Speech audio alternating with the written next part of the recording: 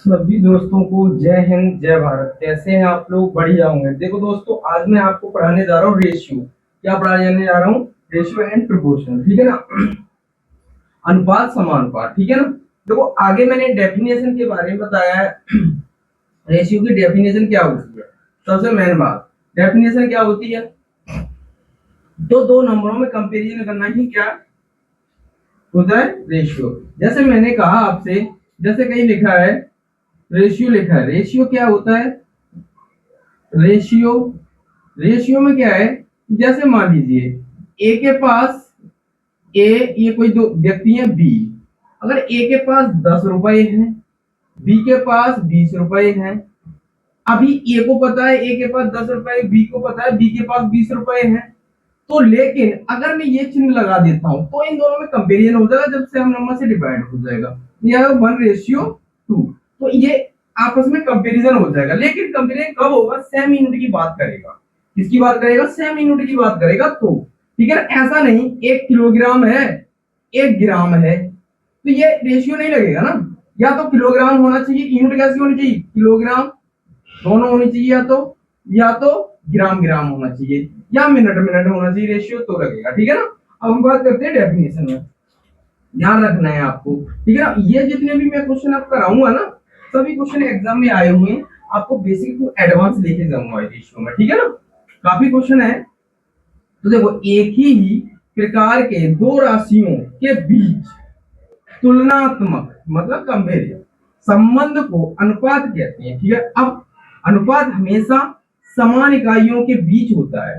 जैसे रुपए रेशियो रुपए, किलोग्राम रेशियो किलोग्राम, घंटा रेशियो घंटा, सेकंड रेशियो सेकंड। ठीक है ना। ये हो गया। लेकिन हमेशा ध्यान रखना है, रेशियो हमेशा को प्राइम नंबर में होगा, दोनों आपस में डिवाइड नहीं हो रहे हैं। ठीक है ना। ठीक है ना। तो आगे चलते हैं हम लोग। क्लियर? कोई डाउट? ये तो हो गई डेफिनेशन। क्लियर? स्क्रीनशॉट ले सकते हो आप। अब हम लोग चलते हैं आगे। अब बात करते हैं प्रोपोर्शनल। प्रोपोर्शनल का मतलब क्या होता है? समानुपात। समानुपात जब दो अनुपात एक दूसरे के बराबर होते हैं। कहने का मतलब, अगर 2:2, कहने का मतलब दोनों इक्वल हो, जैसे 1:2 इक्वल 1:2, दोनों कैसे हो? इक्वल। तो बात करेगा, ये चिन्ह इक्वल का रहता है। प्रोपोर्शनल का चिन्ह होता है, क्या होता है? ये वाला चिन्ह। इसका मतलब ये भी होता है। ठीक है ना। कोई डाउट नहीं होगा। यहां तक समझ में आ गया आपके? कोई डाउट है यहां तक? ध्यान रखना है। इसकी भी डेफिनेशन आप छाप सकते हो। ठीक है ना। इक्वल, दोनों बराबर। प्रोपोर्शनल का मतलब बराबर का चिन्ह होता है। ठीक है ना।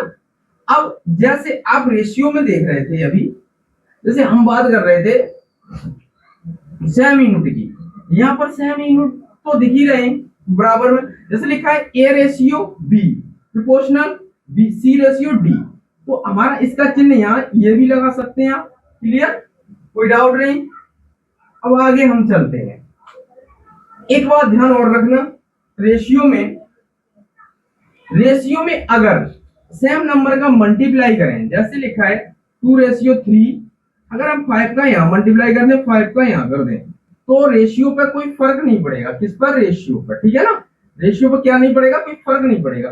ये हो जाएगा 10:15, ये डिवाइड हो जाएगा आपस में, फिर आ जाएगा 2:3 रूप में ही आ जाएगा। ठीक है ना। सेम नंबर से मल्टीप्लाई करने पर रेशियो पर कोई फर्क नहीं पड़ेगा। इस बात का ध्यान रखना है आपको। क्लियर? अब मैं बताता चलूंगा साथ साथ आपको। ठीक है ना।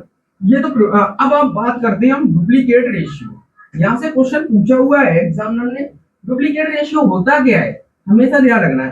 कहीं आपको लिखा है ए रेशियो बी, अब डुप्लीकेट रेशियो पूछ ले आपको, मतलब उपद्रव पूछ ले आपको, तो आप इसका क्या कर लेंगे? स्क्वायर कर देंगे। अगर इसी को सब डुप्लीकेट रेशियो पूछता है तो इसका रूट लगा देंगे। तो ए स्क्वायर बी स्क्वायर का रूट निकाल लें तो उसी फॉर्म में आ जाएगा। सब डुप्लीकेट रेशियो पूछता है तो। ठीक है ना। आगे मैंने बता रखा है, ये देखो, ये डुप्लीकेट रेशियो। डुप्लीकेट रेशियो क्या होता है? अब डुप्लीकेट रेशियो जैसे कहीं लिखा है ए रेशियो बी, तो इस पर क्यू लगा देंगे। ठीक है ना। ऐसे ही यहाँ सब डुप्लीकेट रेशियो में इसका की रूट निकाल देते हैं। और डुप्लीकेट रेशियो में सब डुप्लीकेट में निकालते हैं, उसका रूट निकाल देते हैं। और ट्रिप्लीकेट रेशियो में हमेशा सब डुप्लीकेट में की रूट निकालते हैं। क्लियर है? कोई डाउट यहाँ तक नहीं होगा।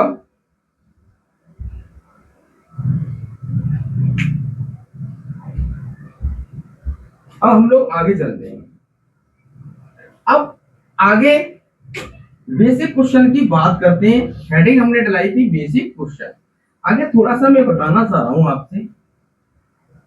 जब मैं रेशियो बता रहा था आपको, तो मैं थोड़ा सा इसमें, जैसे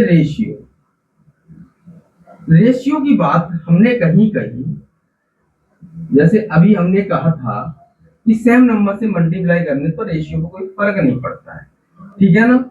लेकिन यूनिट कैसी होनी चाहिए? दोनों की सेम यूनिट होना चाहिए। अगर कहीं लिखा है 2a बराबर 3b, इसको लिख सकता हूं a अपॉन बी 3/2। क्लियर? अगर कहीं आपका लिखा हुआ है a बराबर 1/3b, तो इसको लिख सकता हूं 1/, ये भी लिख सकता हूं। कहीं आपको लिखा है a रेशियो b, तो लिख सकता हूं इसको इस तरह से भी लिख सकता हूं a अपॉन b। क्लियर? कोई डाउट नहीं होगा? तो आगे चले हम लोग। डुप्लीकेट रेशियो बताई दिया मैंने आपको।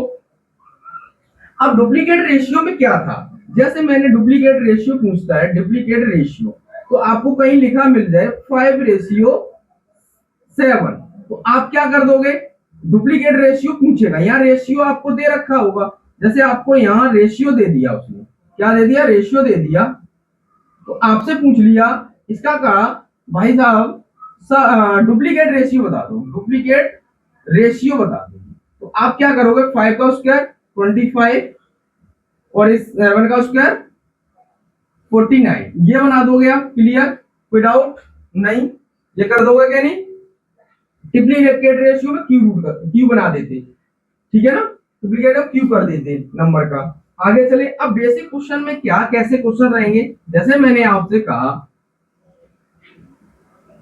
ये मैं बेसिक क्वेश्चन लेके चलता हूँ, हेडिंग डालने बेसिक क्वेश्चन। यहाँ से आजकल एग्जामिनर बिल्कुल सिंपल क्वेश्चन पूछ लेता है। क्या कर रहा है? सिंपल क्वेश्चन पूछ लेता है, बिल्कुल नॉर्मल क्वेश्चन पूछ लेता है। अभी एग्जाम हुआ था, एसआई का एग्जाम हुआ है, उसमें बिल्कुल नॉर्मल क्वेश्चन पूछ लिया। अब आप बताइए, कहीं एसएससीजीएल में नॉर्मल क्वेश्चन उठा लिए, है ना, रेशियो से।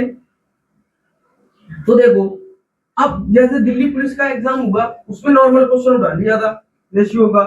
तो अब इसको करेंगे कैसे? जैसे ये नंबर के रूप में होगा। जैसे मैंने मान के चल रहा हूँ, ये नंबर इसका होगा, ये नंबर इसका, ये नंबर इसका। हमें एक्स मानने की जरूरत नहीं, तो एक्स डिवाइड हो जाएगी। रेशियो उठाने के लिए वैसे एक्स मानेंगे। क्लियर? तो अभी मानने की जरूरत नहीं हमें। तो ए का नंबर डायरेक्ट पुट कर देंगे यहाँ। 2 + 3 रेशियो 3 + 4, तो ये आ जाएगा 5:7 आ जाएगा। यस या नो? ये एक आंसर आ गया। अब जब भी आपको फ्रैक्शन दी जाए, रेशियो में क्या दिया जाए? फ्रैक्शन दिया जाए, हमेशा ध्यान रखना है। भिन्न के रूप में दिया जाए तो हमेशा हटाएंगे। इसको हटाएंगे कैसे? तो एलसीएम लेंगे। एलसीएम लेंगे किसका लेंगे? 3 4 2 का एलसीएम लेंगे, तो कितना हो जाएगा? 12 एलसीएम हो जाएगा। 12 का यहाँ मल्टीप्लाई कर देंगे, 12 का यहाँ कर देंगे, 12 का यहाँ कर देंगे। तो यहाँ से इसको काटो, कितनी बार कट जाएगा? तो 4 और 4 दूनी 8, 8 हो जाएगा। ये 3 3 एकम 3, ठीक है ना। फिर 6 6 एकम 6, मल्टीप्लाई कर लिया इसका 6। अब ये मेरे पास बन गया, ये मेरे पास होगा। क्लियर? अब क्वेश्चन वही बन गया। ए का नंबर ये, बी का ये, सी का ये, तो यहाँ पुट कर दूंगा डायरेक्ट। 8 + 3 रेशियो 3 + 6 वैल्यू में नंबर डाल दिया। इसका नंबर था 8 3 11 4 3 9। ये क्वेश्चन का क्या आ जाएगा? आंसर आ गया। अब ये क्वेश्चन एग्जाम ने डाला है अभी पिछले वाले एग्जाम में। तो इसको कैसे करेंगे? इसको आप कंफ्यूज हो रहे होंगे कि सर इसको कैसे करेंगे। मेन बात, बकवास नहीं करना है, हमें सिर्फ क्वेश्चनों पर फोकस करना है। ज्यादा से ज्यादा क्वेश्चन करने, इधर उधर की बातें क्या फायदा है? इधर उधर की बातें मैं करूं। आपको एग्जाम क्वालिफाइड करते हैं। मैं ये कहता हूँ आपसे, अब मेरे पीछे वाले भी जितनी वीडियो प्लेलिस्ट में जाके आप वीडियो को देख लें, तो जो एग्जाम हुए ना, नंबर चेंज हुए, कॉन्सेप्ट मिला है पूरा। जितना मैंने पढ़ाया, आप किसी का भी एग्जाम चेक करके देख लें, जो आया है क्वेश्चन तो वहां से मिला है आपको, लेकिन नंबर चेंज है, ऐसा नहीं सेम टू सेम मिला हो, ये मैं नहीं कहना रहा हूँ भाई, ठीक है ना। आप एक बार प्लेलिस्ट में जाकर सभी वीडियो देख लें, देख लो एक बार। अब इस क्वेश्चन को कैसे करेंगे, इस क्वेश्चन को आप बताइए। इसका नंबर ये है, तो 2a बराबर 1, a बराबर कितना है 1/2, ऐसे ही b बराबर मैं डायरेक्ट लिख दूंगा, इसके नीचे लिख दूं 2/3, ऐसे c बराबर लिख दूं, ये कितना है 3/4। क्लियर। अब मैंने बता दिया ऐसे करके लिखना है, फिर मैंने ऐसे कर दिया डायरेक्ट, ठीक है। अब क्या करना है आपको, अब मैंने कहा फ्रैक्शन आ रही है, फ्रैक्शन हटाना है, तो जब फ्रैक्शन हटाना होता है तो मैं डायरेक्ट क्या करूंगा, तो इन 2 3 और ये 4 का क्या लूंगा, एलसीएम लूंगा, तो इनका एलसीएम हो जाएगा 12, यहां भी 12, यहां मल्टीप्लाई कर दिया, यस या नो, मैंने यहां कर दिया। अब 4 से डिवाइड करेंगे, 3 बार 3 3 9, तो हमारे पास सी का नंबर कितना आ जाएगा 9। ऐसे ही इसको डिवाइड कर देंगे, 4 4 दूनी 8 और 6, ये आ जाएगा 6। तो ये बन जाएगा A ratio B ratio C बराबर हो जाएगा 6 रेशियो 8 रेशियो, ये मेरे पास 9 बन जाएगा, ठीक है ना। अब यहाँ पर अभी क्वेश्चन वही बन गया, इसका ये नंबर, इसका ये, इसका ये, यहाँ पुट कर दोगे, आंसर कमेंट बॉक्स में दे सकते हो आप, ठीक है ना। कोई डाउट, इसका आंसर किसमें दे, कमेंट बॉक्स में। क्लियर, विदाउट, आगे चलते हैं हम लोग। अब इस क्वेश्चन को देखिएगा,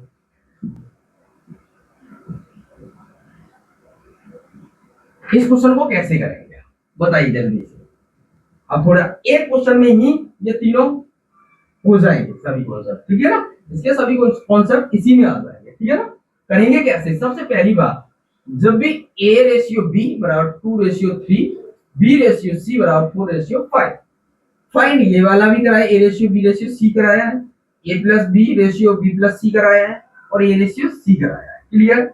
अब देखो दोनों को मैं एक कॉन्सेप्ट ही बताऊंगा, उसी से हर क्वेश्चन हो जाएगा, चाहे डी तक पूछे चाहे